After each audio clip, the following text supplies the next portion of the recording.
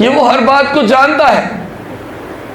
और ये मैं नहीं कह रहा, कलाम मुकद्दस कहता है कि वो हम सबकी निगरान है। जब कई दफ़ा ऐसा होता है कि जब हम कोई काम करने जाते हैं, कोई बिजनेस, कोई डील या कोई कारोबार के लिए जाते हैं या जॉब के लिए जाते हैं, तो हम अपने दिल में सोच के जाते हैं कि ये जॉब, ये डील, ये बिजनेस मेरे लिए क्या हो, अच्छा साबित हो, और इसी बिजनेस से, इसी डील से, इसी कारोबार से मैं क्या कमाऊं, रुपया पैसा कमाऊं।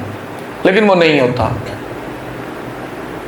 लेकिन वो नहीं होता।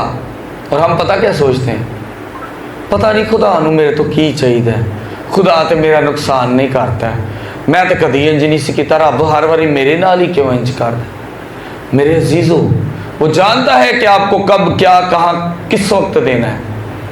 और हमारी सोच है कि आज, अभी और इसी वक्त हो।